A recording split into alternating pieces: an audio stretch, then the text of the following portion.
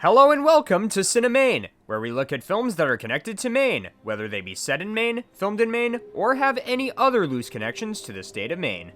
And today we are looking at the 2010 psychological thriller Shutter Island, directed by Martin Scorsese and based on the book by Dennis Lehane.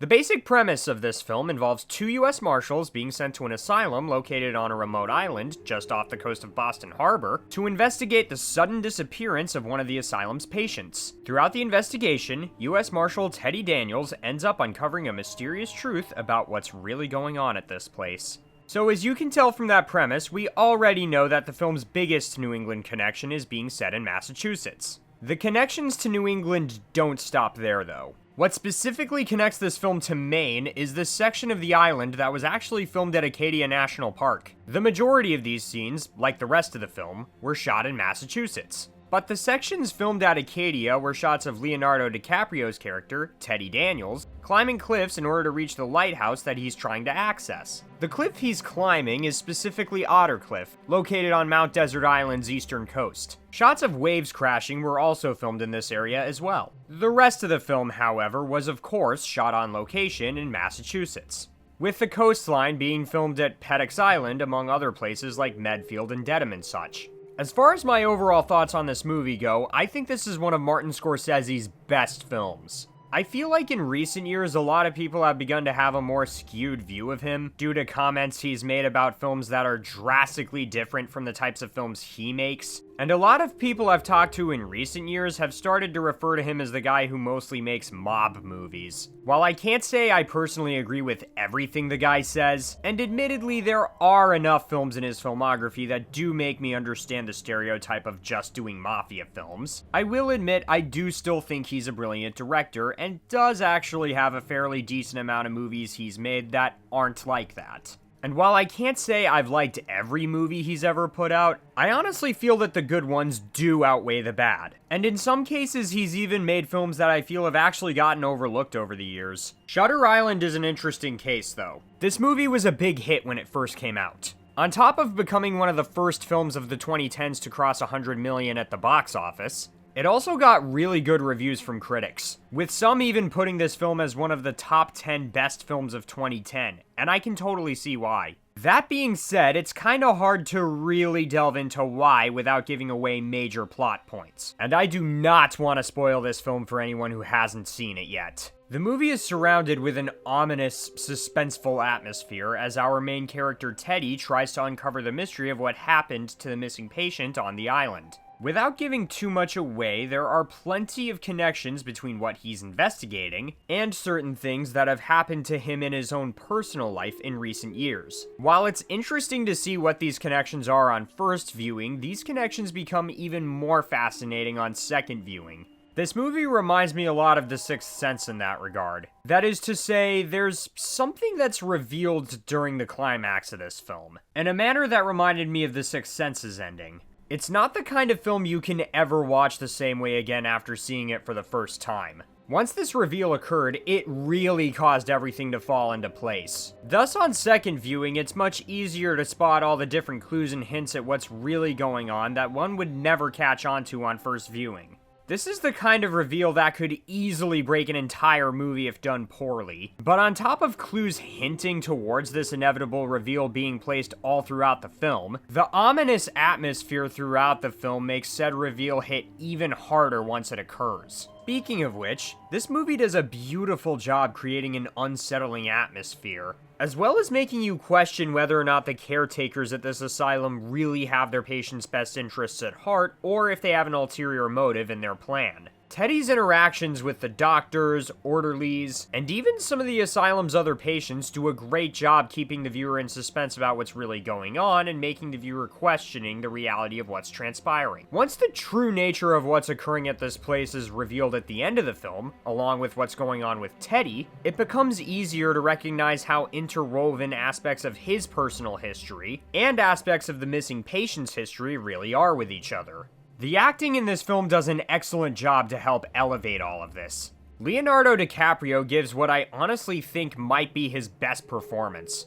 You really buy his progressing paranoia as his investigation goes on, as well as his frustration with trying to solve the case when he isn't getting the answers he's clearly desperate for. The more we learn about how his past and his response to said past is tied to him trying to figure out what's going on the island, you really feel the heartbreak he goes through. Especially at the end of the film once everything is pieced together. Ben Kingsley is also great as Dr. Cawley. As the movie goes on, Teddy has suspicions about the hospital's doctors and orderlies and whether or not they're actually trying to help their patients, and Kingsley does a good job straddling the line between making the viewer think he's trying to genuinely help, or if he has an ulterior motive with running the place. Before the big revelation occurs in the third act, I found myself going back and forth between wondering what his deal was throughout the course of the movie. I also really like the music in this film. It does a great job contributing to a sort of Hitchcockian feel that the movie has, which I'm sure is something Scorsese was definitely aiming to achieve when he made this film. Interestingly enough, the film doesn't even have an actual musical score. Instead, Scorsese's close friend and frequent collaborator, Robbie Robertson, decided to use a collection of different contemporary classical pieces throughout the film, among other different kinds of music. This is a stylistic choice that does a good job with not only contributing to the unsettling borderline Hitchcockian tone, but it also helps the movie feel like it's actually set during the 1950s time period that the events take place in. I also like how the film's ending and final scene kinda leave things rather ambiguous, allowing the viewer to fill in the blanks on what they think may have ultimately happened to Teddy Daniels. As far as what I think happened in these final scenes, I'm gonna warn you, I'm about to drop some major spoilers. So if you have not seen this movie yet, I'm going to put this spoiler alert banner at the top of the screen for those who still want to know my overall final thoughts on the movie, as I will do so once I finally take the spoiler alert banner off of the screen. You have been warned, those of you who still haven't seen this movie. But for those of you who have seen this film and want to know what I think happened, here it goes. So during the climax, it's revealed that Edward Daniels, whose nickname was Teddy, is actually Andrew Laeddis, the person he initially thought had set the apartment that he and his wife were staying in on fire.